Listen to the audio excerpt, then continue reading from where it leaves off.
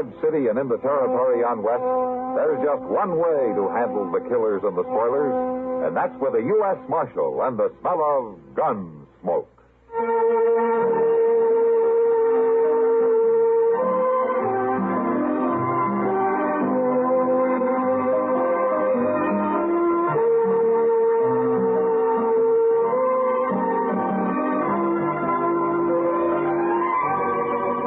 Gunsmoke, starring William Conrad, the story of the violence that moved west with young America, and the story of a man who moved with it.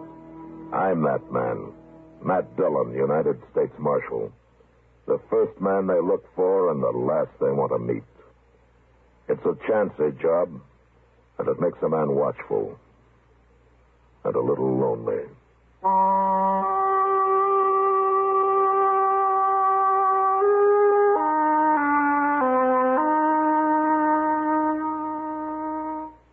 Here's actress Joan Bennett. It's terrible to try to act with a dreadful cold. To feel better quickly, I take 4-way cold tablets. The fast way to relieve nasty cold distress. Yes, tests of 4 leading cold tablets proved 4-way fastest acting of all. Amazing 4-way starts in minutes to relieve aches, pains, headache, reduce fever, calm upset stomach, also overcomes irregularity. When you catch cold, try my way. Take 4-way cold tablets. The fast way to relieve cold distress. 4-way, 29 and 59 cents. And now a word about another fine product of Grove Laboratories. Had dandruff for years? Now get rid of it in 3 minutes with Fitch Dandruff Remover Shampoo. 3 minutes with Fitch regularly is guaranteed to keep unsightly dandruff away forever. Apply Fitch before wetting hair. Rub in 1 minute. Add water, lather 1 minute. Then rinse 1 minute. Every trace of dandruff goes down the drain. 3 minutes with Fitch, embarrassing dandruff's gone. Fitch can also leave hair up to 35% brighter. Get Fitch Dandruff Remover Shampoo today.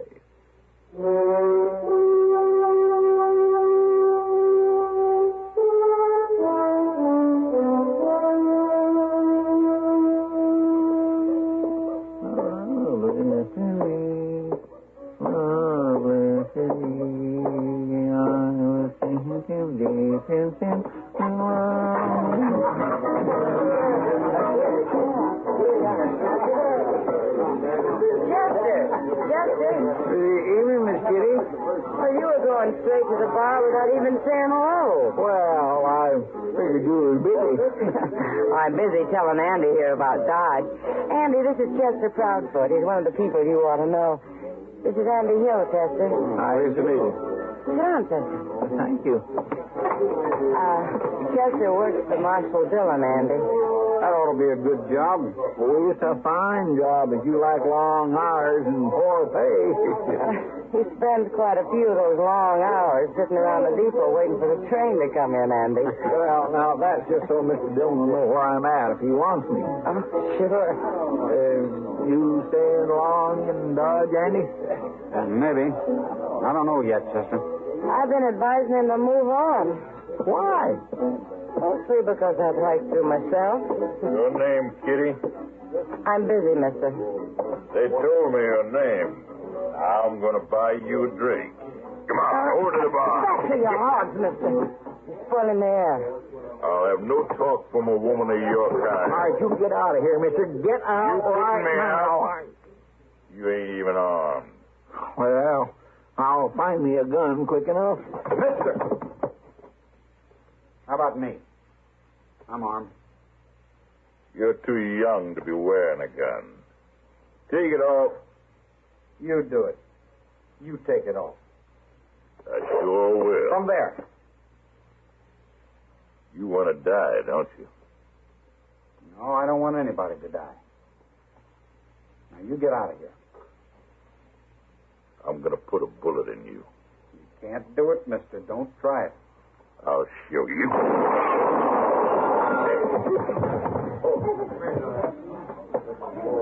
I told him he couldn't do it. Well, you killed him, Andy. He was looking for a fight. How do you know who he is? I never saw him before. Well, there's Matt. Who? Marshal Dillon, Andy. Oh. Did you kill this man? I did it. It was self-defense, Matt. He started and he drew first, and he had to shoot him. That's the truth, Mr. Dillon. He was treating Miss Kitty bad, and I didn't have no gun, and Andy stood right up to him. Get some help and carry him out of here, Chester. That's right, I will. Alvin, you and Pony, give me a hand here. Kitty, let's step over here. You and Andy, is it? Andy Hill, Marshal. You should have seen it, Matt. That man had his gun almost out before Andy even started to draw. So you're pretty fast, huh, Andy? Well, I'm alive. Where you from? I told you my name. It don't matter where I'm from. What are you doing in Dodge? I come here looking for a job. An honest job. He told me the same thing, Matt. I believe him. Why would I be lying? Well, the way Kitty described it, you're mighty handy with a gun for a man who's looking for an honest job. All right, I'll move on. I wouldn't have a chance here with you against me. Matt. Don't worry about it, Miss Kitty. I'll make out someplace else. Wait a minute, Andy. Yeah. Why don't you go over to the stage office? That's for Jim Buck. What for? He's a driver. He's looking for a man to ride shotgun. You tell him I sent you, huh? All right, Marshal. I'll go. Go on. You see, Matt, he did mean it. Yeah, he wants a job, Kitty. But he's hiding something. And when a man hides something, it's usually bad. But I've got a feeling about him, Matt. I think he's all right. Well, I hope so, Kitty. Won't be so good if I've recommended an outlaw to protect the stage.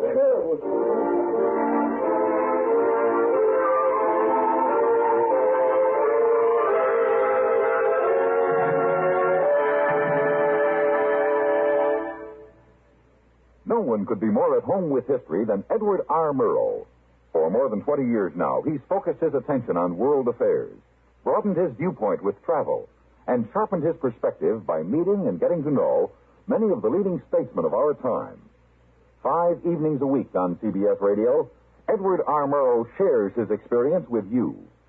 For a clear, concise report on today's important developments, join us on most of these same stations when it's time for Edward R. Murrow with the news. A fuller understanding of current events is waiting for you, too, on every lively edition of our World News Roundup. 7 mornings a week on CBS Radio, the World News Roundup takes you to the scene of the news for eyewitness reports by CBS News correspondents. Hear what's happening direct from where it's happening. Get the feeling of the news along with the facts as our World News Roundup comes your way at breakfast time tomorrow and every weekday morning on CBS Radio.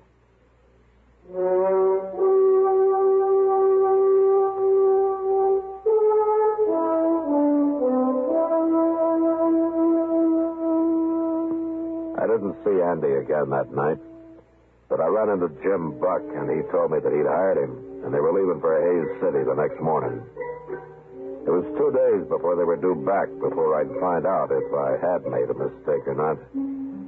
I waited. The evening they were due, I was down at the stage office. Of course, the stage was late, over an hour late, but finally it came. And there was Andy, up on the box next to Jim. They pulled up, and Jim jumped down and came over to me. Marshal, arrest him. What? Arrest who? Andy Hill, that's who. If I hadn't heard how good he is with a gun, I'd have taken him myself. I'd have shot him dead. Now, wait a minute, Jim. Wait a minute. What's the trouble? He's mad at me, Marshal. Mad at you? You ought to be tarred and feathered. Now, wait a minute. He was held up, Marshal. Held up, by heaven. This so-called shotgun man sat there like a owl on a rafter.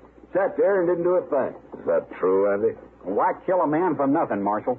For nothing. The treasure box was empty and we carried no passengers this trip. He didn't get a thing. You didn't know that box was empty till I told you afterwards. I knew it before we left Hayes City.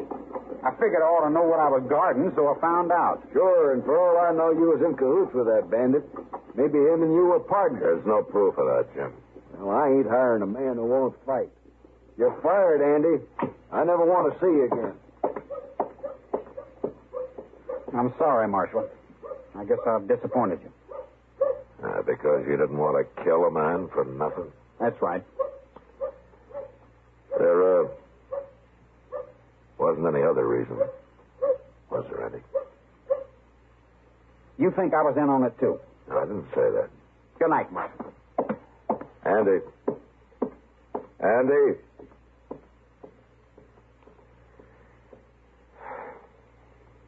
Maybe I did make a mistake.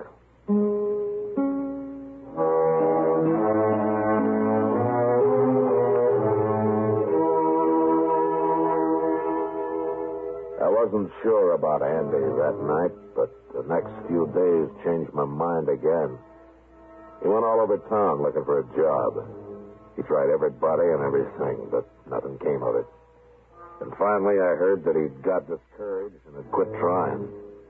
I had a long talk with Jim Buck, and at the end of it he was sorry that he'd lost his temper, but he still wouldn't rehire him. And that was that. Until one night about a week later, Doc and I were having a beer at the Texas Trail. Well, now, what I've seen of him, Andy's got a lot of pride, man. Maybe too much pride, Doc. Oh, well, he's young. He's feeling his blood. We were all like that once. Yeah, there's more to it than that, Doc. What? I don't know. Andy doesn't talk much, especially to me.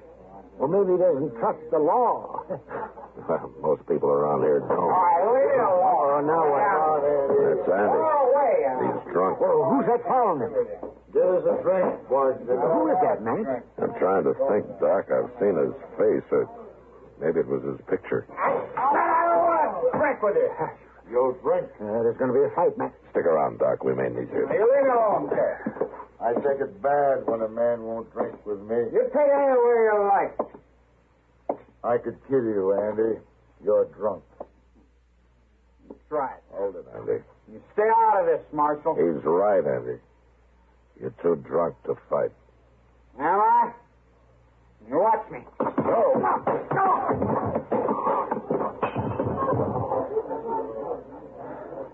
What'd you do that for, Marshal? To keep you from killing him, Carrick. You know my name? I heard Andy say it. But I don't want to hear it again, and I don't want to see you again. You find your horse and you ride out of town, Carrick, and you keep on riding. Now you get moving while you got a chance. Sure, Marshal. Chester? You should have arrested him, Mr. Dillon. He started the whole trouble. Maybe. But right now, get Andy's gun and take him to jail. He can sleep it off there. Yes, sir, I will. Well, you didn't need me after all, man. You know something, Doc? Huh? That's the first time I ever turn an outlaw loose. What? Carrick, I saw his picture the other day on some new circulars. The law in Oklahoma Territory would like to have him back. Well, then why didn't you arrest him? Andy's wanted with him. There's no picture, but I remember the description now. Carrick for murder and Andy for robbery. They were partners. And you let a murderer go? Not exactly, Doc. Carrick needs Andy for a partner. That's why he came here. And that's why he'll come back. Yeah, he comes back. You're going to have two outlaws to deal with.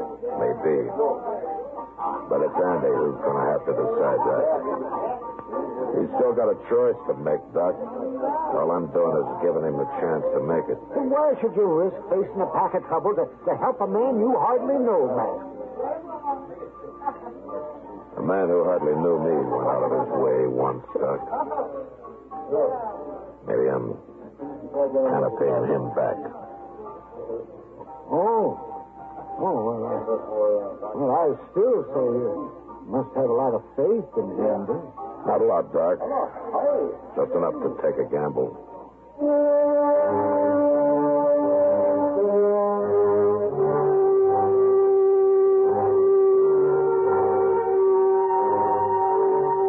The next morning, it looked like a bad gamble. Andy came out of his cell sullen and angry, and when I gave him his gun back, he took it and left without a word. Later, Chester reported that he'd ridden out of town, and it was several days before I heard of him again. Dillon? Yeah, what is it, Chester? Andy Hill's back in town. Oh? He's standing out there on the boardwalk talking to Jim Buck. I went up and said hello to him, and you know what Jim told me? He's went and hired Andy to ride shotgun for him again. He has? Yes, sir. He was kind of laughing about it. He said Andy spent most of the morning arguing him into it.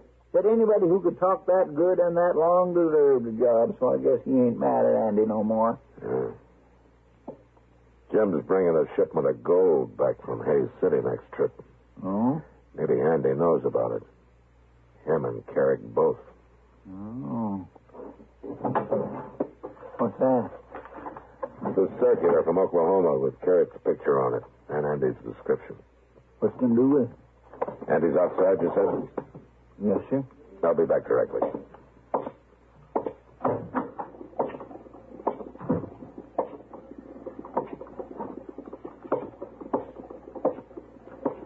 Hello, Andy.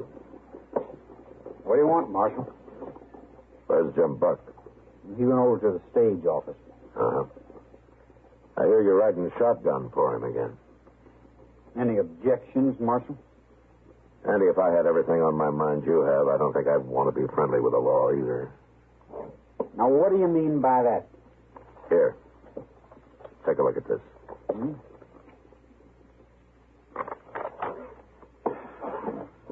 So now you know. Now, wait a minute, Andy. I didn't come to arrest you, so don't make me kill you. What? I wanted you to see that circular. I didn't think you and Carrick knew it was out. I don't understand you, Marshal. It was Carrick who held up the stage last time when you were riding shotgun, wasn't It it? had nothing to do with me. I didn't know he was in the country. But you didn't shoot because you didn't want to kill a man for nothing, especially a former partner. Look, Marshal. I think you're partners again, Andy. I think you got this one planned. You won't take me alive, Marshal. I told you I didn't come out here to arrest you. Why not? Because I think a man who wants it deserves a chance, Andy. You haven't had yours. Not yet. Maybe I'm wrong giving it to you, but I'm going to do it. What do you mean? The stage goes to Hayes tomorrow. It'll be back Thursday. I'm going to be waiting for it, Andy. Waiting real hard.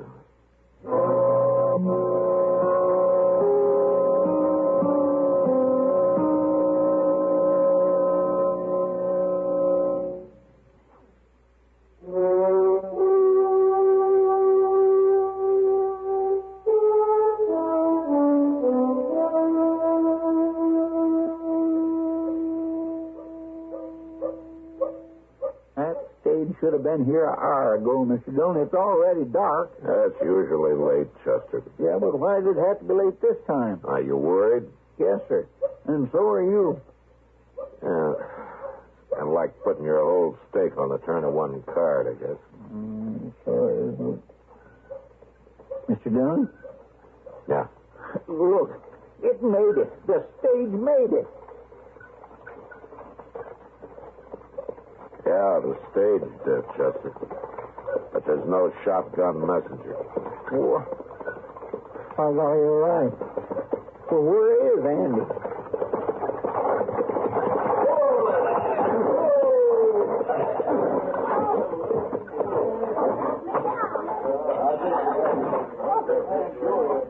Where's Andy, Jim? I don't know where he is. I ain't seen him since we got to Hayes. You mean he quit? I'd call it that. But did he tell you he was quitting? He told me nothing. He just disappeared. Serves me right for hiring him again. I got work to do. Well, come on, Chester. Let's go back to the office. Reckon he figured he'd get as far as Hayes without you after him. Then him and Carrick could run from there. What you looking at? That rider coming up the street. Leading that pack horse? It's not a pack horse, Chester. It's a body tied across a saddle. And that's Andy leading it. By Jim, you're right. Well, now what's he gone and done? We'll find out. Hello, Marshal. Hello, Andy.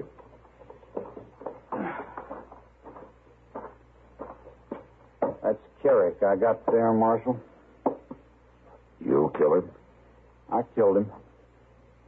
No witnesses. No way to prove who drew first. Jim Buck told me you ran off up in Hayes City. Jim might have got shot if I hadn't. Oh? Yeah, Carrick was going to hold up the stage again, Marshal, and I decided not to let him do it.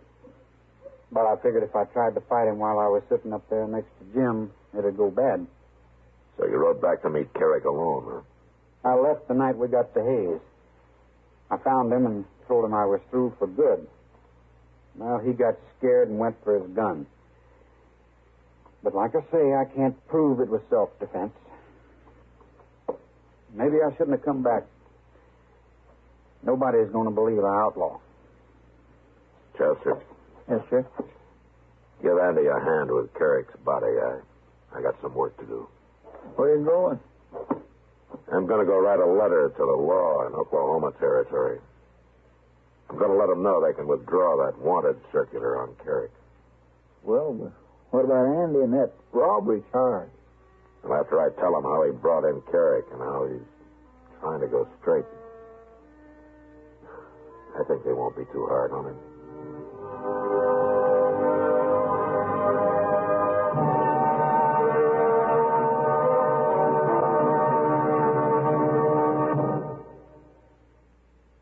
You and your best date have a New Year's Eve date right here on CBS Radio.